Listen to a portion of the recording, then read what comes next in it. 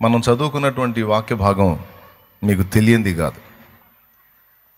ఆకాశ పక్షులను చూడండి, అవి విత్తవు, కోయవు, కొట్లలో కూర్చుకొనవు, అయినను మీ పరలోకపు తండ్రి వాటిని పోషించుచున్నాడు. మీరు వాటికంటే బహు శ్రేష్ఠులు కారా అని యేసయ్య ప్రశ్నిస్తూ ఉన్నాడు. మనుషుల్ని గురించి ఆయన మాట్లాడుతూ, భూమి మీద దేవుడు సృష్టించిన సృష్టిలో దేవునికి ఏవి శ్రేష్టమైనవి అనే విషయాన్ని మనం ఆలోచన చేస్తే అందులో మొదటి స్థానం మనుషులకే వచ్చింది. ఎందుకంటే ఈ ఒక్క చోటే కాదు, ఇంకా మరికొన్ని వచనాల్లో కూడా ప్రభు ఆ మాట మాట్లాడాడు. జస్ట్ ఒక 2 పేజీలు తిప్పండి. మత్తయి సువార్త 10వ అధ్యాయము 30వ వచనం చదువు. మీ తల వెంట్రుకలన్నీ లెక్కింపబడి ఉన్నవి గనుక మీరు భయపడకుడి.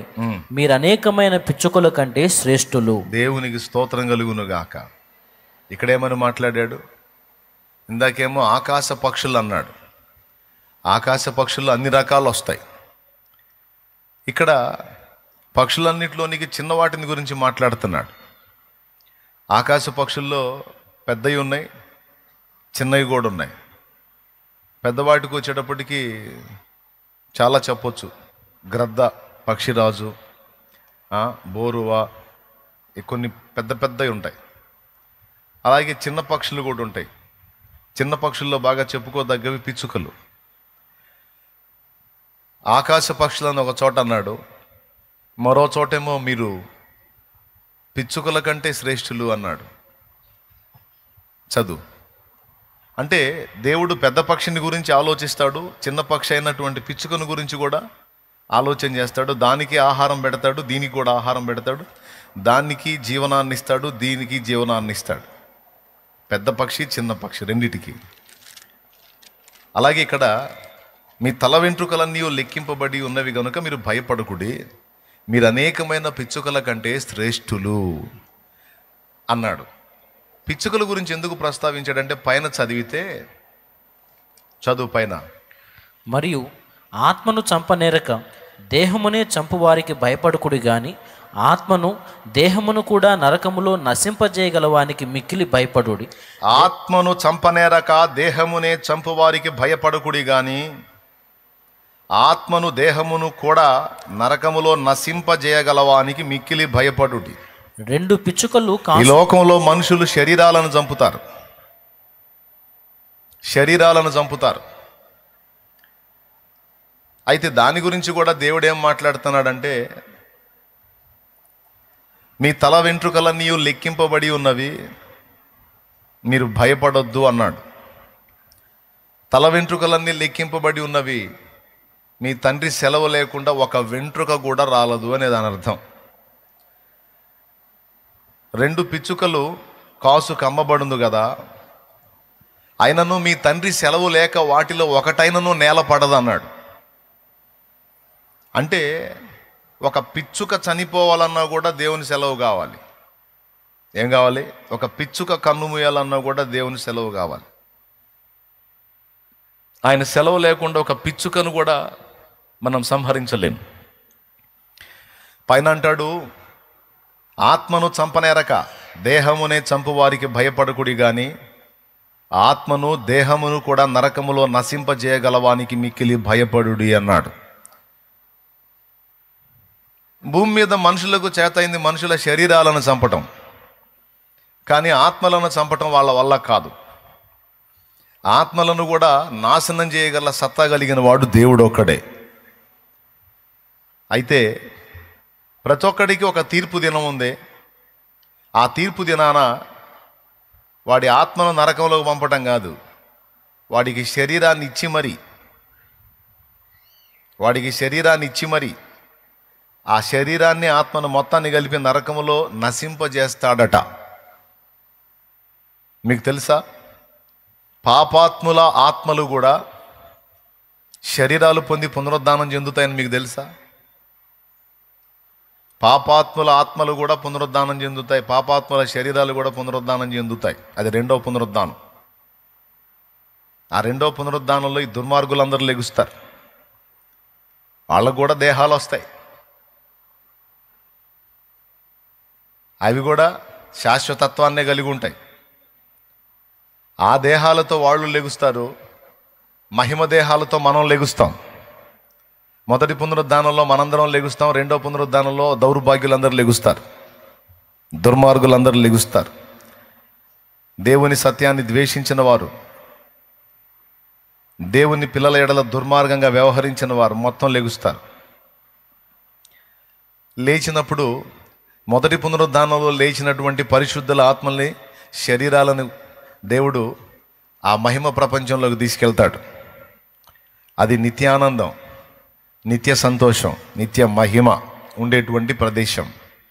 మరి రెండో పునరుద్ధానంలో లేచే దుర్మార్గుల గతి ఏమి అంటే, వాళ్ళకు కూడా శరీరాలు వస్తాయి, వాళ్ళు కూడా లెగిసి ధవళ సింహాసనం ముందు హాజరవ్వాలి. ప్రతి వ్యక్తి ఆ ధవళ సింహాసనం ముందు హాజరైనప్పుడు ఎవని పేరైనను జీవగ్రంథమందు రాయబడినట్టు కనబడని ఎడల వాడు అగ్నిగుండములో పడవేయబడెను.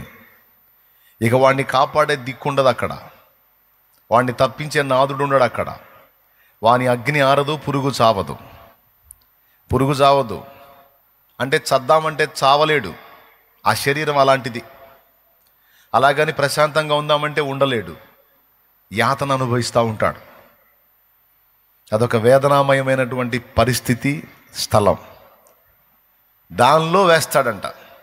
యేసయ్యే చెప్పాడు, ఆత్మను చంపనేరక దేహమునే చంపు వారికి భయపడుకుడి గాని ఆత్మను దేహమును కూడా నరకములో నశింపజేయగలవానికి మిక్కిలి భయపడుడి అన్నాడంటే ఎంత భయంకరమైన మాట చూడండి.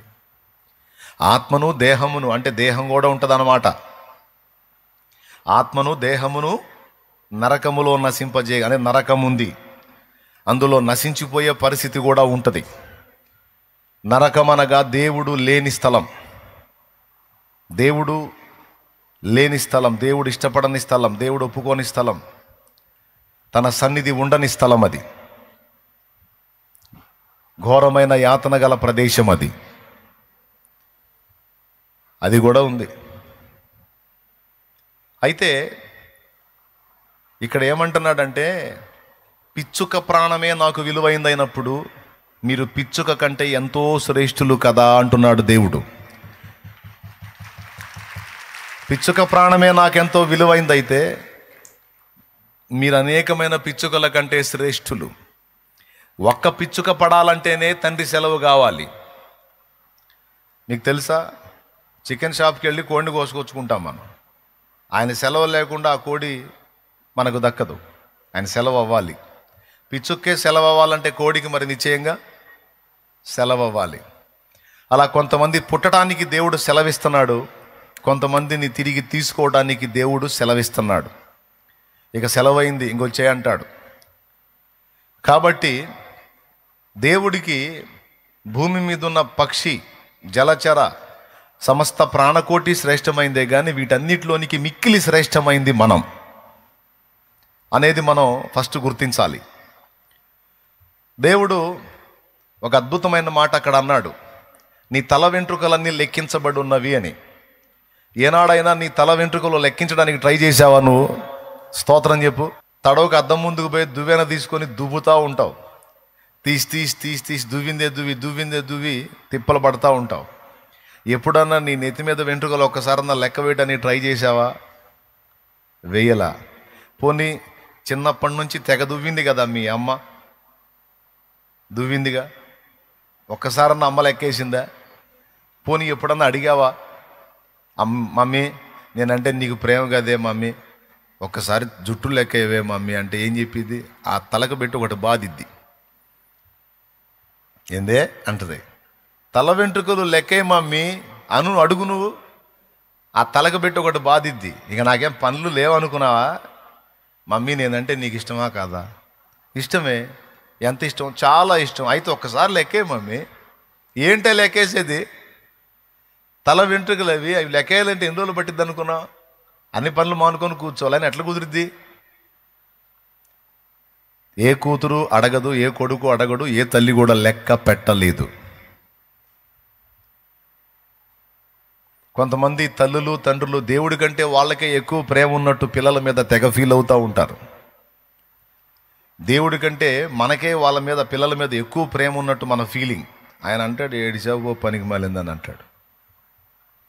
ఏంటి ప్రభా, నా పిల్లలు ప్రభా, ప్రాణం ఇస్తా ప్రభా. ఏడిచావు, ప్రాణం ఇవ్వద్దు, వాడు తల వెంట్రుకలు లెక్క. ఇన్నిసార్లు దువ్వావు కదా, సంవత్సరాలు దువ్వావు వాడు చిన్నతనాన్న. ఒక్కసారన్నా లెక్కేసావా? లెక్క వేయలేదు. కానీ వాడంటే నాకు ఇష్టం తండ్రి, ఆ పాప అంటే నాకు ఇష్టం తండ్రి. నేను ఒప్పుకోను. ఎంత ఇష్టమైనా నీ ఇష్టం కొంచెమే, కానీ నా అంత ఇష్టమైతే నీకు వాళ్ళ మీద లేదు, నా అంత ప్రేమ అయితే నీకు వాళ్ళ మీద లేదు. నాకెంత ప్రేమో తెలుసా? నువ్వు లెక్క పెట్టని వెంట్రుకలు వాడు కూడా లెక్క పెట్టుకొని వెంట్రుకలు నేను ఎప్పుడో లెక్కేసి కూర్చున్నా. అసలు అదేం ఇంట్రెస్ట్ అండి, నాకు అర్థం కాదు. అంటే ఎంత ప్రత్యేకంగా మనల్ని చూస్తే, ఎంత ప్రేమిస్తే, ఎంత ఇంట్రెస్ట్ ఉంటే కూర్చొని జుట్టు లెక్కేసుకుంటాడండి. ఊహించలేం అసలు అది, కానీ నిజం. ఏమేమి లెక్క పెట్టాడో తెలుసా? మొత్తం లెక్కేసి కూర్చున్నాడంట. చూస్తారా ఏమేమి లెక్క పెట్టాడో? నంబర్ 1, మీ తల వెంట్రుకలన్నీ లెక్కింపబడి ఉన్నవన్నాడు. అంటే ఈ దరి నుంచి ఈ దరి దాకా, ముందు నుంచి వెనక దాకా మొత్తం తల వెంట్రుకలన్నీ. అంత ఇంట్రెస్ట్ మనమంటే ఆయనకి. యేసయ్య అబద్ధాలు చెప్తాడా? ఎంతమంది ఒప్పుకుంటారు యేసయ్య అబద్ధాలు చెప్తాడని? చెప్పడని ఎంతమంది ఒప్పుకుంటారు? యేసయ్య అబద్ధాలు ఆడేవాడు, ఆయన సత్యవంతుడు. దేవునికి స్తోత్రం కలుగును గాక. ఆయనే చెప్పాడు, మీ తల వెంట్రుకలన్నీ లెక్కింపబడి ఉన్నవి, భయపడకుడి అన్నాడు. మీ అమ్మ లెక్కే లేదు, మా అమ్మ లెక్కే లేదు. డైలాగులు మాత్రం తెగ ప్రేమ ఉన్నట్టు మాట్లాడతారు. ప్రేమ ఏం ప్రేమ లేదు. దేవుడికి ఉన్నంత ప్రేమ, దేవునికి ఉన్నంత శ్రద్ధ, దేవునికి ఉన్నంత పట్టింపు, దేవునికి ఉన్నంత ఆసక్తి, దేవుడు మనల్ని చూసేంత శ్రేష్టంగా మరి ఎవ్వరూ చూడరు. ఇది నువ్వు ఒప్పుకున్నా ఒప్పుకోకపోయినా ఇది పచ్చి నిజం. ఇది నిజం. ఇంకా ఏమేం విషయాల్లో మన విషయంలో ఆయనకి ఇంట్రెస్ట్ ఉందో చూద్దాం. మన అడుగులను లెక్కేసి కూర్చున్నాడంట. అడుగులు, మన లైఫ్ టైం మొత్తం మనం ఎన్ని చోట్లకి వెళ్తామో, ఎన్ని అడుగులు వేస్తామో, ఒక రోజుకు వచ్చి ఎక్కడి నుంచి ఎంత దూరం నడుస్తామో, ఎన్ని అడుగులు వేస్తామో, మన అడుగుల లెక్క ఆయన రాసి కూర్చున్నాడంట. ఎక్కడుందో చెబుతారా? మన అడుగుల లెక్క ఆయన లెక్క పెట్టాడని ఎక్కడుందో చెప్పగలరా? 56వ కీర్తన 8వ వచనం. యోబు గ్రంథము 31వ అధ్యాయము 37వ వచనం చదువు. ఇక్కడ యోబు తన అడుగుల లెక్కను గురించి ఆయనతో మాట్లాడుతున్నాడు.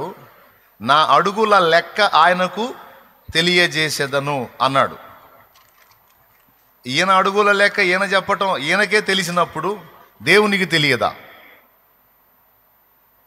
నా అడుగుల లెక్క ఆయనకు తెలియజేసేదను. మరో చోట అంటాడు, నా అడుగుల లెక్క ఆయనకు తెలియను అని. దేవునికి స్తోత్రం కలుగును గాక. ఇప్పుడు 56వ కీర్తన 8వ వచనం ఒక్కసారి చూడండి. అక్కడ కొన్ని లెక్కేసి కూర్చున్నాడు. నా సంచారములను నీవు లెక్కించి ఉన్నావు. నా సంచారములు అంటే నేను సంచరించేటువంటివన్నీ ప్రదేశాలు, ఎన్ని చోట్ల తిరిగానో, ఎన్ని అడుగులు వేసానో మొత్తం లెక్కించి ఉన్నావు అన్నాడు. నంబర్ 1 తల వెంట్రుకలు లెక్కించాడు. నంబర్ 2 మన సంచారాలు, మనం అడుగులు వేసినవి, మనం ప్రయాణం చేసినవి మొత్తం లెక్కేసి కూర్చున్నాడు. 2, 3 మన కళ్ళ నుండి కారిన కన్నీళ్లు కూడా ఆయన లెక్కబెట్టి కూర్చున్నాడు. ఆ కిందికి చదివితే అర్థమైద్ది. నా కన్నీళ్లు నీ బుడ్డిలో నుంచబడి ఉన్నవి, అవి నీ కవిలలో కనబడును కదా. అదిగో, నా కన్నీళ్లు నీ బుడ్డిలో నుంచబడి ఉన్నవి, అవి నీ కవిలలో, కవిలే అంటే పుస్తకం, నీ పుస్తకంలో కనబడును కదా అన్నాడు. ఆయన మన కన్నుల నుండి జారిపడేటువంటి కన్నీళ్లను కూడా లెక్కించున్నాడు. ఎన్నిసార్లు ఏడ్చామో, ఏడ్చిన ప్రతిసారి ఎందుకు ఏడ్చామో, అందులో పనికిమాలిన ఏడుపు ఎంత ఉందో, పనికొచ్చే ఏడుపు ఎంత ఉందో. సీరియల్ చూసి ఏడిచేవాళ్ళు ఉన్నారు, శోకండాలు పెట్టి కొంతమంది. సినిమాలు చూసి ఏడిసే వాళ్ళు ఉన్నారు, శోకండాలు పెట్టి కొంతమంది, ఏ పనికిమాలిన ఏడుపులు అవన్నీ. అర్థమైందా? హీరో హీరోయిన్ విడిపోతే వాళ్ళిద్దరిని అటొకళ్ళు ఇటొకళ్ళు లాక్కొని పోతుంటే వీళ్ళు ఏడుతూ కూర్చుంటారు. వాళ్ళిద్దరు చేసేది నటనే, కానీ ఇది ఒరిజినల్గా చూసేవాళ్ళు ఏడుతూ ఉంటారు. పనికిమాలిన ఏడుపులు, ఈ ఏడుపులు లెక్కలోకి రావు. అయినా రాసుకుంటాడు. అందులో పనికొచ్చే ఏడుపులెన్ని, పనికిరాని ఏడుపులెన్ని. ప్రతిఫలం పొందదగిన కన్నీళ్ళేవి, ప్రతిఫల శూన్యమైనటువంటి కన్నీళ్ళేవి అనేది కూడా రాసుకుంటాడు. నా కన్నీళ్లు నీ బుడ్డిలో దాచబడి ఉన్నవి, అవి నీ కవిలలో కనబడును కదా అన్నాడు. మన కనుల నుండి జారేటువంటి కన్నీటి బిందువులు నీకు తెలియదు, కానీ దేవుడు నీ కళ్ళ నుంచి వచ్చిన కన్నీటిని అంతటిని కూడా పట్టేశాడు. నీకు తెలియదు ఆ సంగతి, ఆయన పట్టాడని. అసలు మనం భూమి మీద ఎన్ని దినాలు ఉండాలో, ఎన్ని దినాలు ఉంటామో కూడా లెక్కించాడు. 139వ కీర్తన ఒకసారి చూడండి. 139వ కీర్తన 16వ వచనం చదువు. నేను పిండమునై ఉండగా నీ కన్నులు నన్ను చూచెను. నియమింపబడిన దినములలో ఒకటైనా కాక మునుపే నా దినములన్నీయు నీ గ్రంథములో లిఖితములాయెను. చూడండి, నియమింపబడిన దినములలో ఒకటైనా కాక మునుపే నా దినములన్నీయు నీ గ్రంథములో లిఖితములాయెను. దేవునికి స్తోత్రం కలుగునుగాక. చూడండి, నా నడకను నా పడకను నీవు పరిశీలన చేసి ఉన్నావు. 3వ వచనం. నా నడకను నా పడకను నీవు పరిశీలన చేశావు. మొదటి వచనం. 2వ వచనం, నేను కూర్చుండుట నేను లేచుట నీకు తెలియను. ఎన్నిసార్లు కూర్చుంటామో మన జీవితకాలం మొత్తంలో రాశాడు, ఎన్నిసార్లు లెగుస్తామో రాశాడు. ఎన్నిసార్లు మన లైఫ్ టైం మొత్తం ఎన్నిసార్లు కూర్చుంటామో తెలుసు, ఎక్కడెక్కడ కూర్చుంటామో తెలుసు. కారులో కూర్చుంటామో, బైక్ మీద కూర్చుంటామో, ఇంట్లో కూర్చుంటామో, అరుగు మీద కూర్చుంటామో, పొలంలో కూర్చుంటామో, చెట్టు కింద కూర్చుంటామో, ఎన్ని చోట్ల కూర్చుంటామో. నేను కూర్చుంటుట నేను లేచుట నీకు తెలియను. లైఫ్ టైం మొత్తం ఎన్నిసార్లు మనం కూర్చుంటామో లెగుస్తామో దేవుడు లెక్కబెట్టి కూర్చున్నాడు. ఎన్ని రోజులు మనం భూమి మీద ఉండాలో ఉంటామో లెక్కబెట్టి కూర్చున్నాడు. ఎన్నిసార్లు ఏడ్చామో, ఏడ్చిన ప్రతిసారి ఎందుకు ఏడ్చామో, ఏడ్చిన ప్రతిసారి ఎన్ని కన్నీళ్ళు వచ్చినాయో లెక్కబెట్టి కూర్చున్నాడు. మనం భూమి మీద ఎన్ని ప్రాంతాలు తిరిగామో, ఎన్ని చోట్లకి నడిచామో, ఎన్ని అడుగులు వేశామో అడుగుల లెక్క కూడా లెక్కబెట్టి కూర్చున్నాడు. ఏబు గ్రంథంలోనే అంటాడు, నా అడుగులను నీవు లెక్కించి ఉన్నావు అని. ఒక చోటేమో నా అడుగుల లెక్క నేను ఆయనకి తెలియజెప్పేదనని ఉంటుంది, మరో చోటేమో నీవు నా అడుగులను లెక్కించి ఉన్నావు అంటాడు. దేవునికి స్తోత్రం కలుగునుగాక. హల్లెలూయా.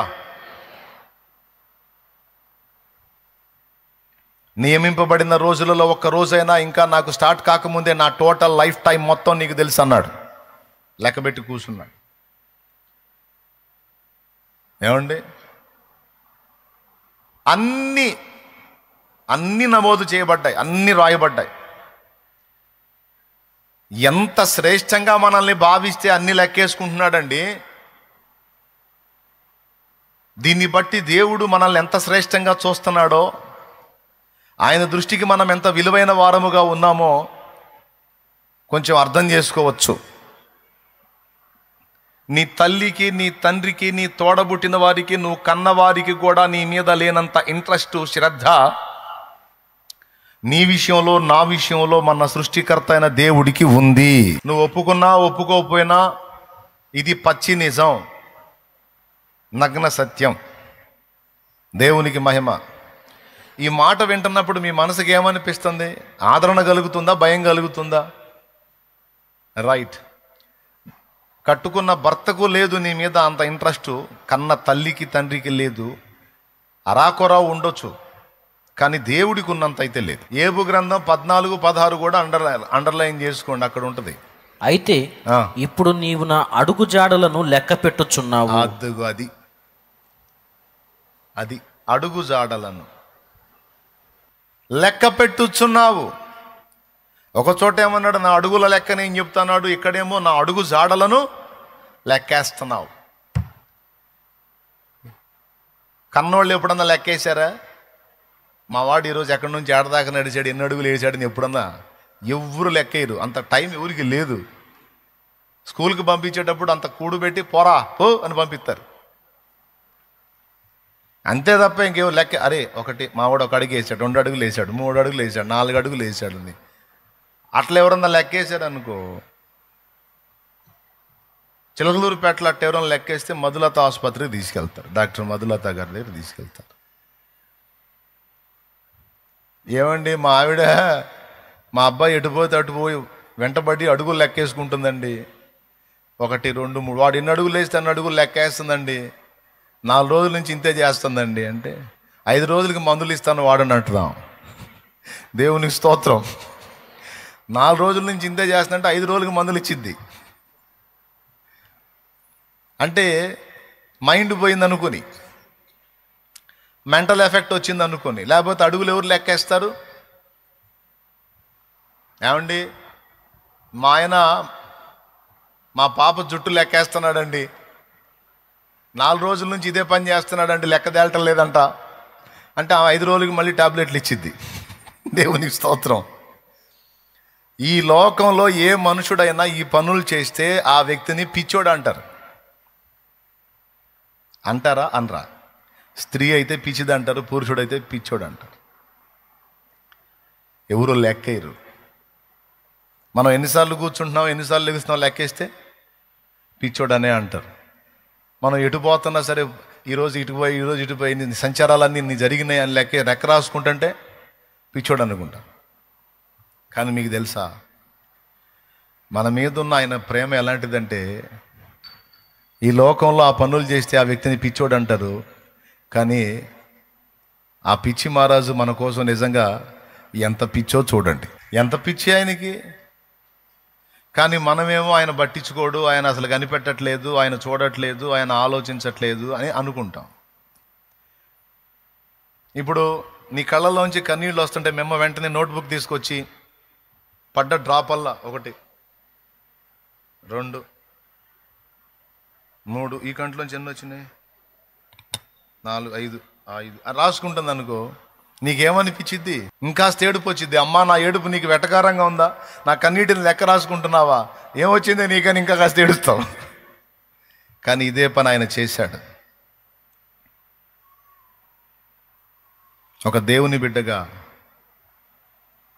సరైన హేతువును బట్టి నువ్వు కార్చే కన్నీరు డైరెక్ట్గా పోయి ఆయన పాదాల మీద పడతాను. అందుకు ఆ పాట పాడుకుంది, కన్నుల జారిన కన్నీళ్లు తడిపెను దేవుని పాదాలు. ఇది వాస్తవం, ఏదో ఊహాగానం కాదు అది. ఇట్లాగా మన అన్ని విషయాలలో ప్రతి దానిలో లెక్కగట్టున్నాడు.